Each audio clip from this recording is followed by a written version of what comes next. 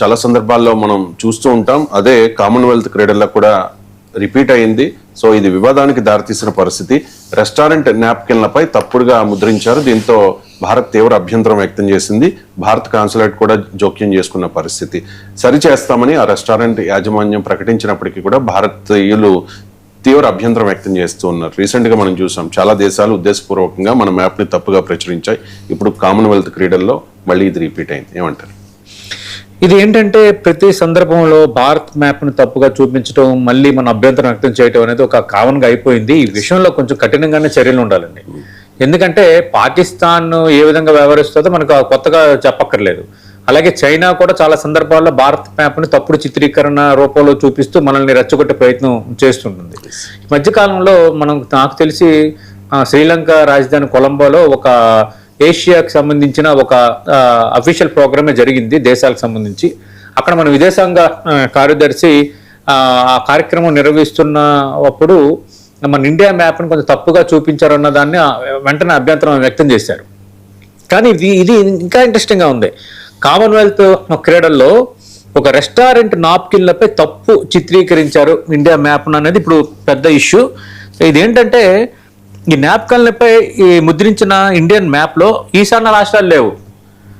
ఎంత ఘోరం చూడండి. జమ్మూ కాశ్మీర్ విషయంలో కొంచెం అటు ఇటుగా చూస్తారు, కానీ ఈశాన్య రాష్ట్రాలను కూడా తీసేశారు. జమ్మూ కాశ్మీర్ను కూడా సరిగ్గా చూపించకపోవడం పైన భారత బాక్సర్ లవ్లీనా బొర్గోహెన్ స్వయంగా దీన్ని ప్రస్తావించడంతో ఇప్పుడు పెద్ద అంతర్జాతీయంగా పెద్ద ఇష్యూ అయింది.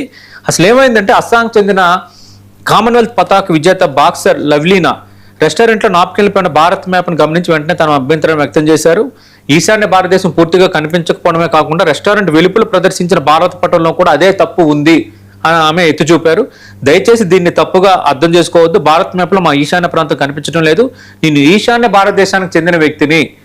అలాంటి చిత్రీకరణ మాకు బాధ కలిగిస్తుంది. ఇకపై ఇలాంటి తప్పులు జరగకుండా చూసుకోండి అంటూ యాజమాన్యాన్ని అయితే కోరారు. అభ్యంతరం వ్యక్తం చేసిన వెంటనే భారత్ జట్టులో ఇతర క్రీడాకారులు కూడా అసంతృప్తి వ్యక్తం చేశారు. భారత భౌగోళిక సమగ్రతను దెబ్బతీసే విధంగా తప్పుగా చూపించే ప్రయత్నాలు అయితే జరుగుతున్నాయి. ఇది చాలా సున్నితమైన అంశం. విదేశాల్లో భారతీయుల పేరుతో నడుస్తున్న రెస్టారెంట్లు ఇలాంటి విషయాలు మరింతగా జాగ్రత్తగా వ్యవహరించాలనేది ఎక్కువ మంది అభిప్రాయపడుతున్నది. వివాదం చెలరేగిన వెంటనే యాజమాన్యం స్పందించింది. ఇది ఉద్దేశపూర్వకంగా చేసిన తప్పు కాదు, పాత డిజైన్ ఉపయోగించడం లోపం జరిగిందని చెప్పింది. అలాగే భారత బాక్సింగ్ సమాఖ్య అధ్యక్షుడు అజయ్ సింగ్ అక్కడే ఉన్నారు. కామన్వెల్త్ గేమ్లో భాగంగా ఆయనతో చర్చలు జరిపి మ్యాప్ను సరిచేస్తామని రెస్టారెంట్ హామీ ఇచ్చింది. అలాగే నాప్కిన్లతో పాటు రెస్టారెంట్ వెలుపల ప్రదర్శిస్తున్న మ్యాప్ను కూడా మార్చనున్నట్లుగా తెలిపింది. ఏదేమైనా ఇది రెస్టారెంట్ తప్పును అంగీకరించి వెంటనే సరిదిద్దేందుకు సిద్ధమవటం అనేది సానుకూల పరిణామమే.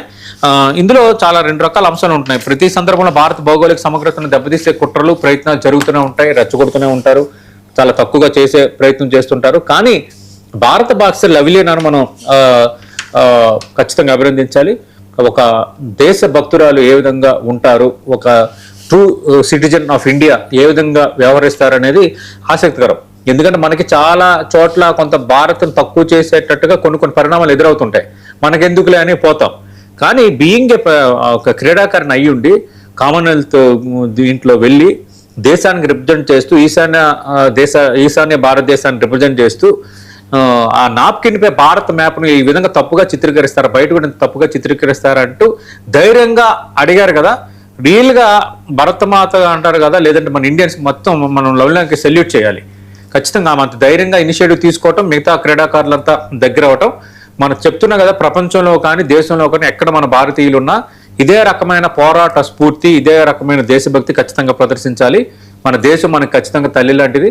మన తల్లికి ఎవరైనా ఏమని అంటే, మన తల్లికి అవమానం జరిగితే మనం ఊరుకుంటామా? అలాగే దేశం విషయంలో కూడా బాక్సర్ లవ్లీనా అదే విధంగా ప్రవర్తించారు, అదే విధంగా వ్యవహరించారు. రియల్లీ ఎప్రిషియేట్ చేయాలి. అలాగే రెస్టారెంట్ కూడా వెనక్కి తగ్గింది. ఇది అందరికీ ఒక లెసన్. ఎక్కడ కూడా మన దేశానికి అవమానం జరిగిన, మన దేశ గౌరవానికి భంగం కలిగించిన, మన దేశ జాతీయ పతాకానికి కానీ, జాతీయ గీతానికి కానీ, మన దేశ మ్యాప్ కానీ ఎక్కడ తప్పు జరిగినా, ఎక్కడ తప్పుగా చిత్రీకరించే ప్రయత్నం చేసినా అది మన దేశ భౌగోళిక సమగ్రతకు దెబ్బతీసే ప్రయత్నమే. ఖచ్చితంగా దాన్ని ముక్తకంఠంతో ఖండించినప్పుడు మీరు నిజమైన భారతీయులు అవుతారు.